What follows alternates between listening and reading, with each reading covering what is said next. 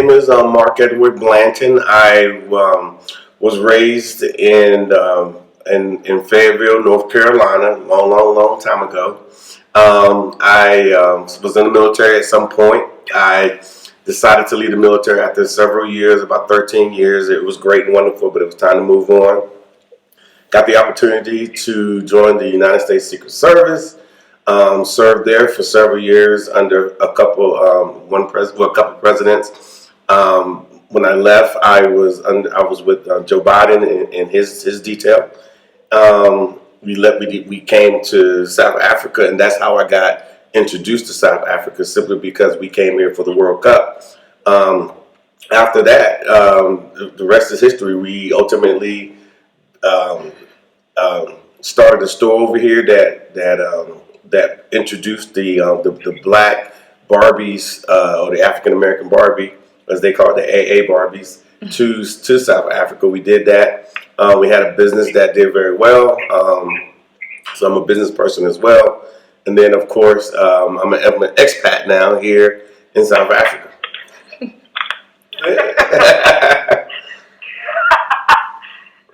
Latasha Blanton. Yes, ma'am. Can you introduce yourself? I am Dr. Latasha Blanton, wife of Mark Blanton for the last 13 years. I graduated from High Point in 2000, physical therapy school in 2004. We started our business right after we got married in 2008, I believe it was. We had a physical therapy practices for about 10 years, and then we sold them and decided to move to South Africa. So most of the story that he filled in is also my story, because a lot of those things happened. So after we decided to open the PT business, he brought me to South Africa after his time. In 2010, I came in 2011, and the rest of it is just like I had to be here. So we spent about 2 months here in 2013 trying to decide if we were going to live here or not. And it became apparent that this was going to be home. And the 5 years after that, the plan was in place, and we ended up here in 2018. Company that's called the Real South Africa, and because we love it so much here, our goal is to bring other black people, African Americans, any diaspora basically, to this part of the continent so they can pretty much experience the lifestyle, the culture, and the luxuries that are available and affordable here in South Africa. So that's the most important part. Right. So that came to why I invited you on, because we had this serious, and anybody can, if we're not, I asked my panel a question, and I said this before my opening. If we see that there is no change, why are we still here in America and not in Africa? Yeah.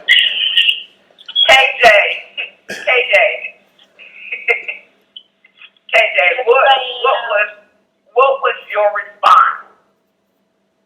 I don't recall exactly, but I think I said something to the tune of, I don't even know if I belong in Africa. We're indigenous to the entire earth.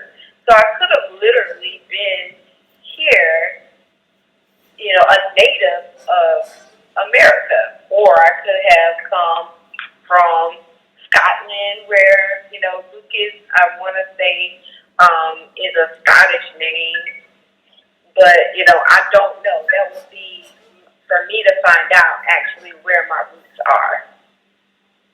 Right. And with that being said, Michael, you brought up an interesting point, and I'm trying to get us caught up. You brought an interesting point that we don't want to leave. Sometimes we have that slave mentality where when we were free, we didn't realize that we were free, and we stayed with masters.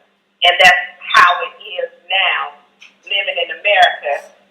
We are really not free, but we think we're free, and we still getting beat down in the streets. Am I right, Michael? You're correct. Okay, explain. I believe that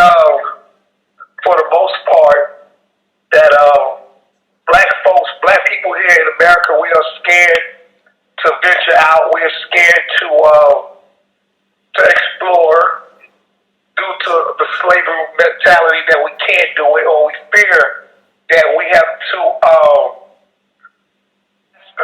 give us a job, to give us our schooling, to give us our education. We so much depend on the master that we are scared to do anything or think outside the box. Now, when I say we, I mean we as people, not just an individual. Like I said before, when some slaves was free, and they were still scared to go. They still wanted to stay with master because they believed master had treated them so good. And that's how. What's the brother that got caught? He got caught because a black person told on him. And so what I'm trying to say is that Nat Turner, yeah. What I'm trying to say is that we are stuck still in 2020 believing that we cannot do for ourselves. And that's why I think the fear is that we fear to this day to defend ourselves. That if a police officer stop us, that they got constitutional rights do not matter, or we don't want to learn the constitutional rights because we think that it won't do us any good, even if we did know them. So I think it's mostly it's fear. Know that a lot of African Americans are scared to make that transition because they got comfortable of being beat. They got comfortable of being mistreated here. Well, I mean, I'm not gonna say it's a loaded question, but I would say this: we take a lot of calls. I'm gonna give you the backstory first, kind of like Paul Harvey used to. We get a lot of calls from people who are interested in returning to Africa, and then of course they know that we are in Southern Africa, so they ask a lot of questions, and it's painful on our side because you can hear the despair in several people that call us. And they're like, I got to get out of America. I got to get out of America. And they can easily detail why they need to go. They can tell you exactly why. And the thing is, they try to do it under the emergency circumstances. And they're like, I got to leave, and I got to leave now. A lot of the things that I do understand is some of the same reasons that I left. We left some time ago. But the difference between them and me, well, one of the first things that really gives them a good reason to want to leave ASAP is because they say they have kids and they don't want their kids to go through what they have gone through. Also, one of the things that kick up in my mind is that they were children at one time and before, so somebody was looking out for them and now they're in the same boat. So this is going to be a perpetual thing, for one. Number two, when I left, it was simply because I had another alternative. I didn't know about Africa. I wasn't a person that was, studying Africa and, was destined to be here or felt that way.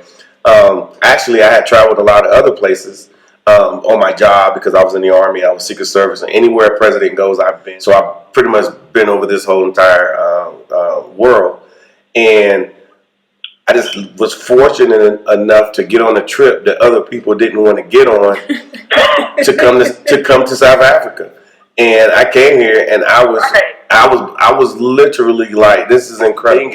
Yeah, we are very afraid. A lot of people just don't know what they don't know, and they're not here, and they have a lot of people have zero intentions of coming, and they're looking to find salvation. In America, they're looking to find salvation in any other country or any other continent on the world besides the one that they originally come from. They just absolutely just assume that it must be horrible, and it's really not. Thank you so much for spending time with us today. If you like what you saw, please subscribe and don't forget to hit the notifications button so you don't miss out on all things The Real South Africa. Thanks again.